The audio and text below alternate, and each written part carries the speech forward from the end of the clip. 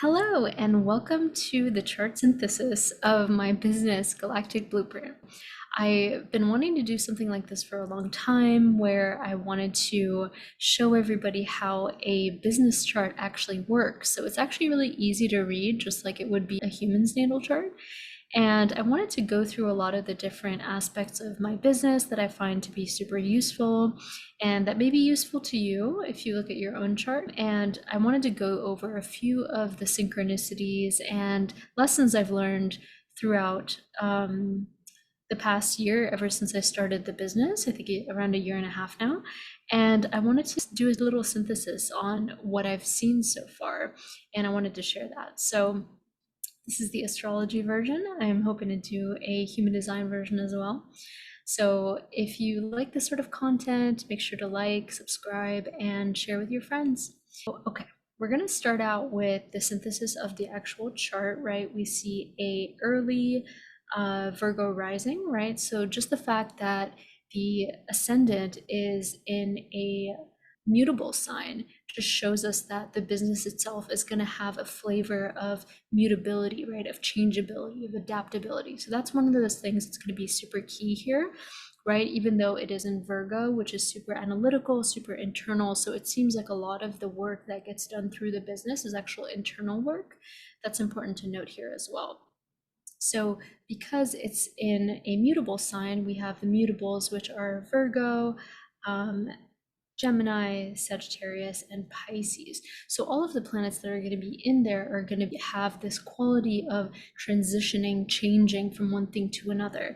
And so I really have witnessed this in a lot of my business ventures, and have noticed that a lot of them have to do with changeability, adaptability, and just really going with the flow, right? Rather than being fixed or starting new things. It's more just adapting to what's already available and being interested in several different things. So that I thought was interesting. Now, what's nice is I actually spent over 6 months trying to prepare this chart for myself for this business because I wanted to make sure I inserted like all the elements that I wanted into this chart.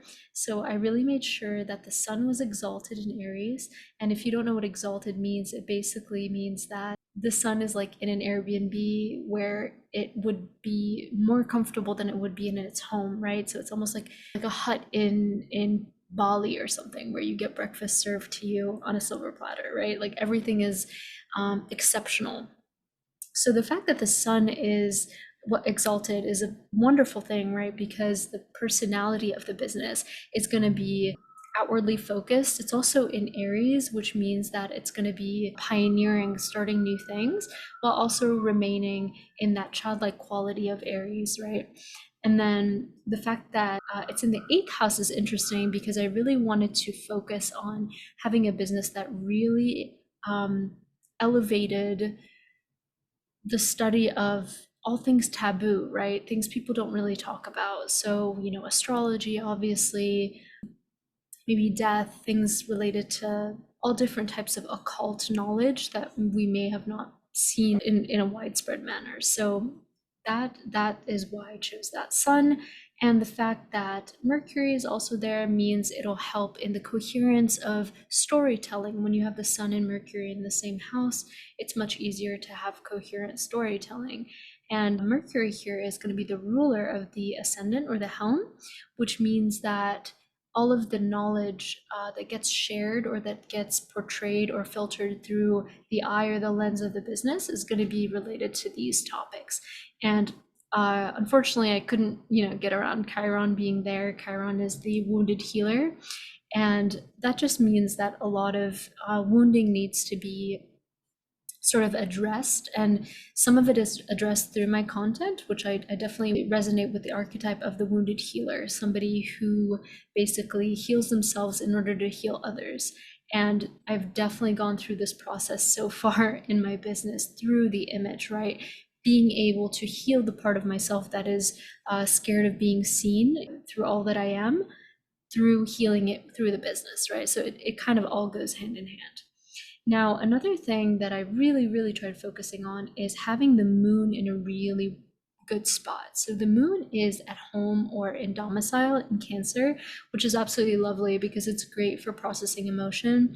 And I haven't really talked about this too publicly, but for those of you who know me well, Sirius, the star Sirius, has been a really instrumental being in the process of my business, not only in my own personal awakening, but also through the development of my business. And so I wanted to honor Sirius by having the moon literally right on top of it at 14 degrees. And so you can't really see these little purple acronyms up here, but basically this is Sirius. And then the MC, which is the midheaven, which is the career point, is basically in Gemini on Aldebaran, which is actually where my sun is.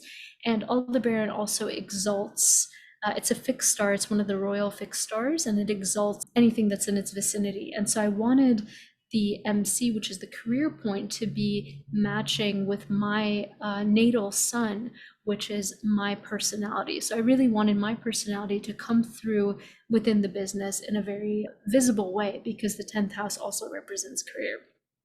And then obviously when you're trying to create a chart for a business, you really need to pay attention to where the benefics and malefics are. And I actually tried to do something really interesting because I wanted to really hone in on a lot of the benefits in one specific house and then really reduce the harm in the other houses, if that makes sense. And so if you look at the benefics in general, you have Jupiter and Venus, and then it matters whether you're born at night or during the day as to which one is going to be more benefic for you. So for people who are born during the day, Jupiter is going to be the more benefic. For those born at night, Venus is the most benefic. Whereas for those who are born during the day, Mars is going to be the malefic, which is the more harmful or challenging planet. Whereas if you were born at night, it's going to be Saturn. And so what I did is I combined the benefics into the seventh house, and then I put the malefics in the sixth house. So what that does is it increases the benefits of having those beautiful planets in house of relationship, the seventh house, and then it reduces the aggressive nature or the challenging nature of both Mars and Saturn, and puts them in the sixth house where they like to be, because Mars loves being in the sixth house because Mars is a hard worker and enjoys having something to do constantly.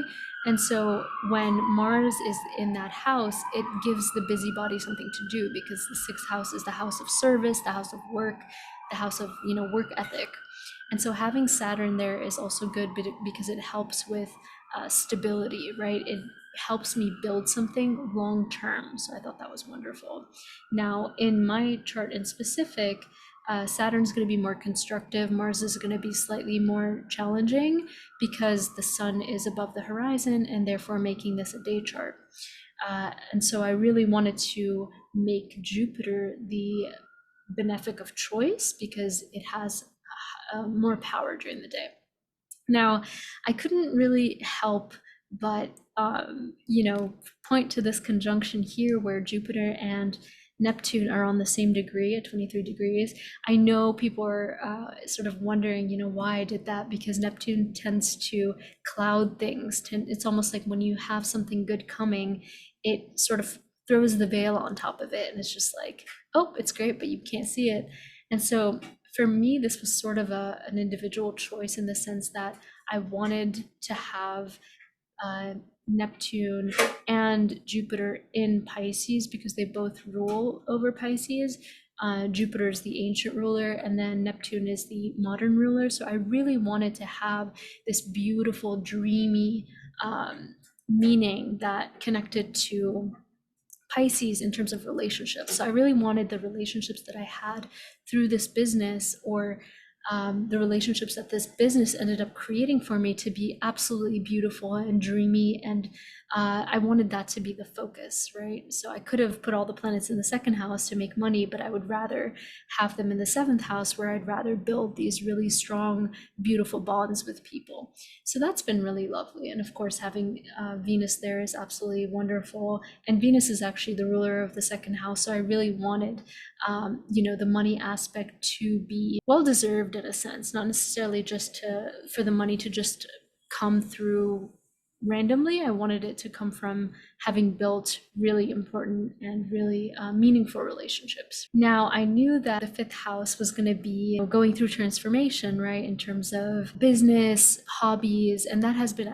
absolutely the case with Pluto, the planet of transformation, living in my fifth house. And obviously, I had to make some concessions. It's really hard to get all of these different planets in these specific spots, also allowing this specific chart to work with my natal chart really well. And so it really took a long time to get this chart, the way I wanted it to be, while making those concessions, like I mentioned.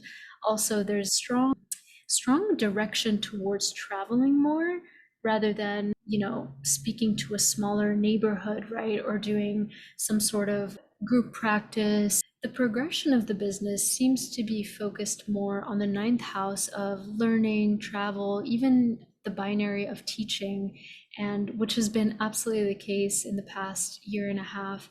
And it's moving away from the third house of neighborhood, close friends.